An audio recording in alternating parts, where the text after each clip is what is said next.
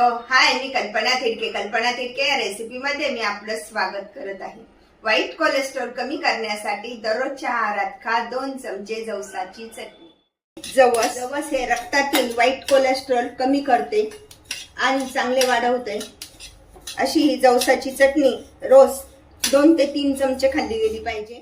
जवसाचा तडतड असा आवाज येतोय. हा आवाज आल्यानंतर समजायचं की जवस भाजले गेले. घेऊया थोडंसं खोबरं,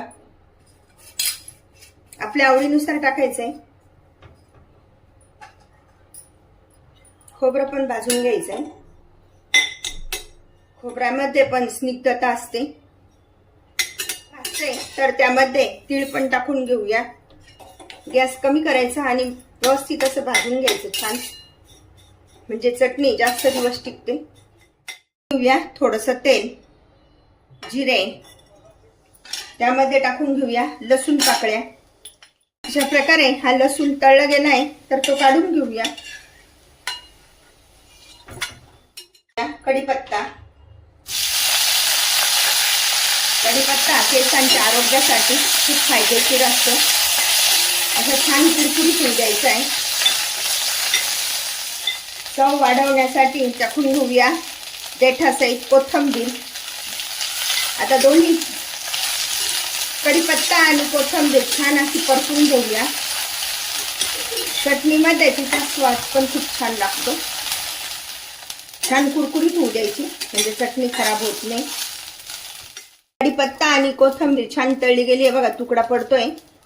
म्हणजे गॅस बंद करूया आणि थंड होण्यासाठी ठेवूया. अशा प्रकारे हा कढीपत्ता आणि कोथिंबीर वाटायला घेतली. त्यानंतर जिरे आणि लसूण, चिमूटभर हिंग, चमचा मीठ.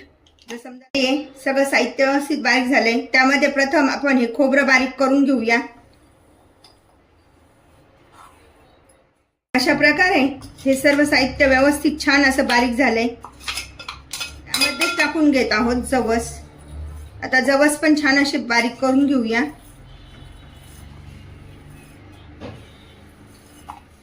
टाकून घेऊया 2 चमचे लाल तिखट,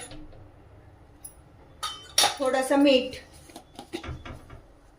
बारीक केलेली तिळाची आणि ती परतून घ्यायचे. आणि त्यानंतर त्यामध्ये ही जवसाची चटणी पण टाकायची. जवस बारीक केले ते शरीरास उपयुक्त असणारे या जवसाच्या चटणीमध्ये आपण वापर केलेला आहे. कढीपत्ता, कोथिंबीर, लसूण, जिरे, तीळ, खोबरं आणि जवस. अशा प्रकारची ही चटणी आपली खाण्यासाठी तयार झालेली आहे. मस्तपैकी रोज तोंडी लावण्यासाठी 1 ते 2 चमचे चटणीचा आपण आस्वाद घ्यायचा आहे. आणि केसांसाठी, हृदयासाठी, कोलेस्ट्रॉलचे प्रमाण नियंत्रित ठेवण्यासाठी बनवा अशा प्रकारची रोजच्या आहारात चटणी. अशा प्रकारची जवसाची चटणी तुम्ही पण बनवा आणि मला मात्र कळवा कशी झाली येते. लाईक अँड सबस्क्राईब करायला विसरू नका. पुन्हा आपण भेटूया नवीन रेसिपीसह. थँक्यू.